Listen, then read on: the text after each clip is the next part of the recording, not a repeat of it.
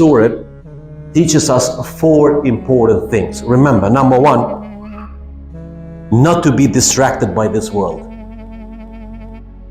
Not to be distracted by this world. Number two, remember that whether you're distracted or not from this dunya, everyone will die one day.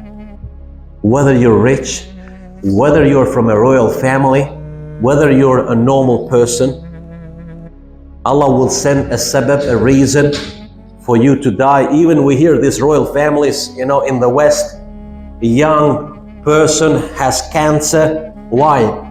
They thought they're immune to these things because they're a royal family? No, they're human just like every single one of us. They go through things just like we all do, my dear brothers and sisters. Number three, remember this.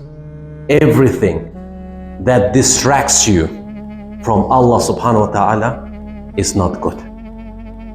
Even if it's your own family, even if it's your own children, even if it's your own parents. And what I have realized here, including all our children, sometimes I see people, they have a car, or they have a watch, or they have a phone, or they have something that they love more than even their own parents or more than their own kids. And if you go near that particular object, let's say, for example, a car, and I've seen this many times. Imam, please don't touch the car. Why? You might scratch it, like if you touch the parents, he won't say anything. But touching the car, no, Imam, please, I love this car more than my own wife. I love this car more than my own family. So if he loves the car more than his own family, what does that tell you and me, my dear brothers and sisters? That particular thing is distracting him, and something is distracting me and you from Allah subhanahu wa ta'ala. And if that is the case with you or me, just ask yourself, do I love something much that can distract me even from Allah subhanahu wa ta'ala? If there is something, get rid of it. You might love it too much, but you're doing it for the sake of Allah subhanahu wa ta'ala, because that thing is distracting you from your ultimate purpose, and that is to getting close to Allah subhanahu wa ta'ala.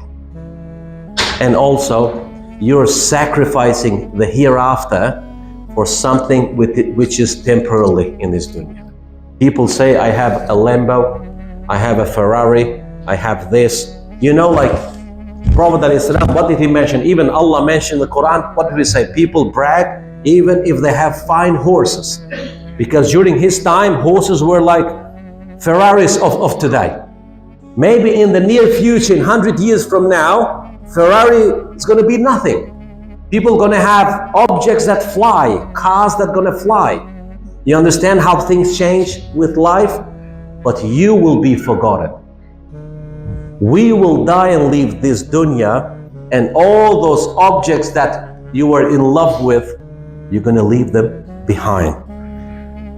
And number four, remember this: for every single blessing that Allah has given you and me, you're going to be questionable from Allah subhanahu wa ta'ala. Allah will question for every single blessing that Allah has given you and me. How many blessings we take for granted?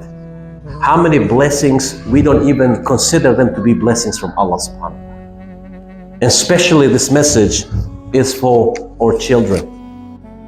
You know that the first generation that arrived in Australia, they had to work so hard. This generation here, mashallah, they're young at heart. So you can have a better life. You children, you think that money, that house that you live today, they came just out of nowhere? No. A generation had to sacrifice for you to have what you have today. And that is a blessing from Allah subhanahu wa ta'ala.